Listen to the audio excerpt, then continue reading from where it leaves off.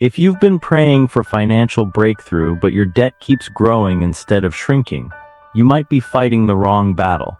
Most people think escaping debt starts with earning more money. The Bible points somewhere completely different. In fact, one simple biblical principle has helped countless people change their financial future long before their income ever increased. And the surprising part is that Jesus never presented money as the real problem. He revealed something much deeper that quietly keeps people trapped in financial stress year after year. Stay until the end because the final principle ties everything together. It is often overlooked. Yet it may be the very reason some people remain in debt no matter how hard they work. Debt is exhausting. It steals sleep. It creates tension in marriages. It makes every unexpected bill feel like a personal crisis. Many people work overtime, start side businesses, search for better investments. Yet every paycheck seems to disappear before they have a chance to breathe. If that sounds familiar, you're not alone. Millions of hardworking people experience the same frustration. The encouraging news is that Scripture does not ignore financial struggles. While the Bible never promises instant wealth or miraculous shortcuts out of debt, it repeatedly teaches timeless principles that reshape the way we think about money, responsibility, and freedom. And that change in thinking often becomes the beginning of real financial transformation. The first Bible strategy for escaping debt faster than you think is learning the difference between ownership and stewardship. Jesus frequently taught that everything ultimately belongs to God and that people are entrusted to manage what they receive faithfully. That simple shift changes everything. When we believe every dollar belongs only to us, spending becomes emotional. We reward ourselves after a difficult week. We justify purchases because we feel we deserve them. We tell ourselves that one more payment won't matter. But when we begin seeing money as something entrusted to our care, every financial decision becomes more intentional. Imagine two people earning exactly the same salary. One spends first and hopes there will be enough left for bills and savings. The other treats every dollar like something valuable placed in their hands for a purpose. Over time, their financial lives move in completely different directions. The second person isn't necessarily smarter. They simply manage with greater purpose. This mindset can be applied today by asking one simple question before every purchase. Is this helping me become a faithful manager of what I've been given? Or is it simply satisfying a temporary emotion? That one question alone can prevent countless unnecessary expenses over the course of a year. But stewardship is only the beginning.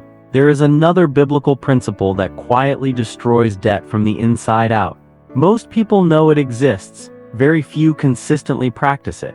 And once you understand why Jesus emphasized it so often, your entire relationship with money may begin to change. The second Bible strategy for escaping debt faster than you think is mastering contentment before chasing more income. That may sound backwards in a culture that constantly tells us to upgrade everything. Bigger houses, newer cars, better vacations, more subscriptions, more convenience, more status. Yet Scripture repeatedly warns that the love of money and the endless desire for more can quietly take control of the heart. Jesus warned that life does not consist in the abundance of possessions. That statement is just as relevant today as it was 2,000 years ago. Debt often grows because spending rises every time income rises.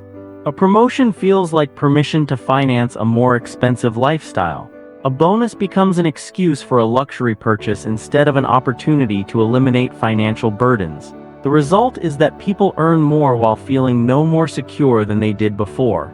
Imagine someone receiving a 10% raise. One person immediately upgrades their car payment and signs up for additional monthly expenses.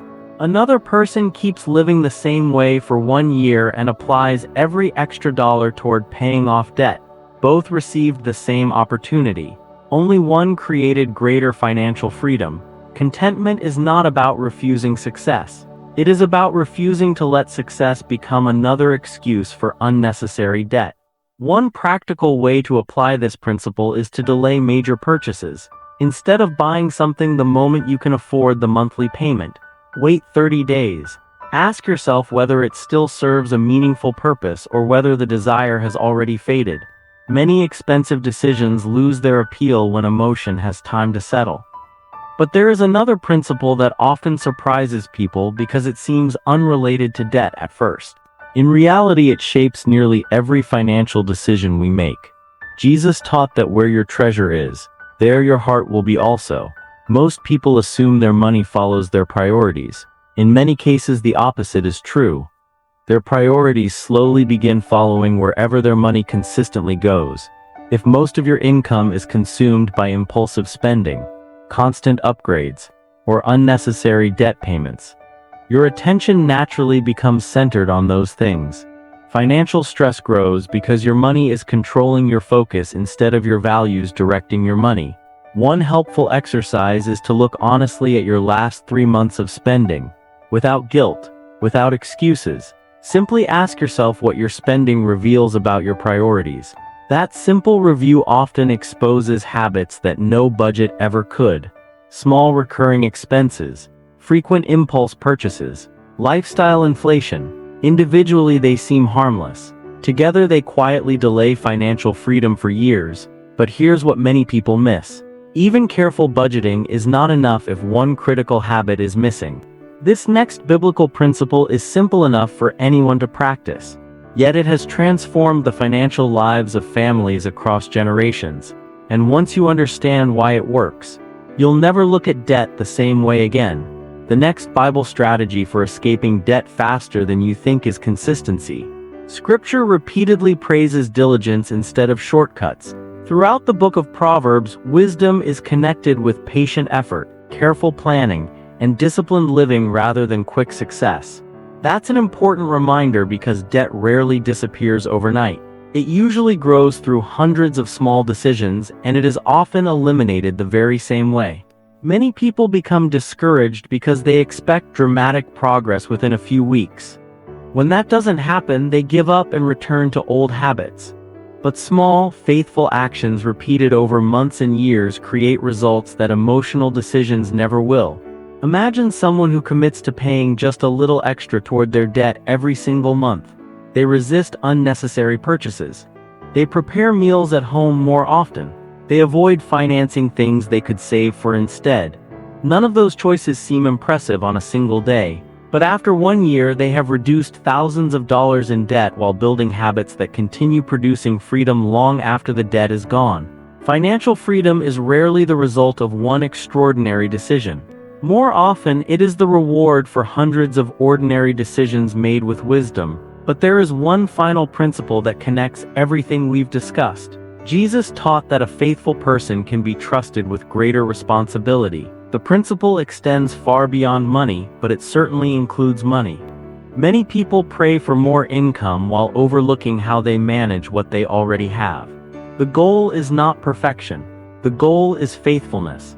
When you become intentional with the resources already in your hands, you begin developing the character required to handle greater opportunities wisely. Whether your income increases next month or remains the same for another year, those habits continue working in your favor. Let me share a simple story.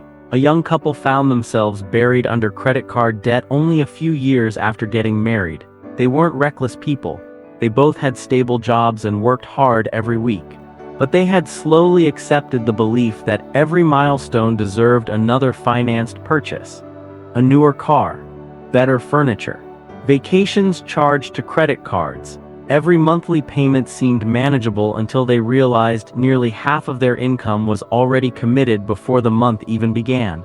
Instead of searching for another financial shortcut, they decided to follow biblical principles one step at a time. They created a realistic spending plan. They stopped buying things simply because they could make the monthly payment. They delayed upgrades. They communicated honestly about every financial decision. Most importantly, they shifted their mindset from asking, "Can we afford this payment?" to asking, "Is this the wisest use of what God has entrusted to us?" Nothing changed overnight. There was no miracle check in the mail, no unexpected fortune. But month after month, the burden became lighter. A year later, several debts had disappeared. More importantly, fear no longer controlled their financial decisions. They had gained something even more valuable than extra money. They had gained peace, discipline, and confidence that would continue serving them for the rest of their lives. That's the heart of the Bible strategy for escaping debt faster than you think. It isn't about discovering a hidden financial secret. It's about embracing timeless wisdom that changes your habits before it changes your bank account. Income matters, opportunities matter, but wisdom matters even more because wisdom determines what happens with every dollar that passes through your hands. If you're carrying debt today, don't measure your progress only by how much you still owe. Measure it by the financial habits you're building. Every wise decision is a step toward freedom. Every unnecessary expense you avoid is a victory. Every intentional choice strengthens the future you're creating. Debt does not define your identity, and it does not have to define your future. The principles found in Scripture continue proving their value because they shape character first, and lasting financial change almost always begins there. Before you go, I'd love to hear from you. Which of these biblical principles do you think would be the hardest to apply in your own financial life, and why? Share your thoughts in the comments. Someone else reading your story may find the encouragement they need to take their own first step toward financial freedom.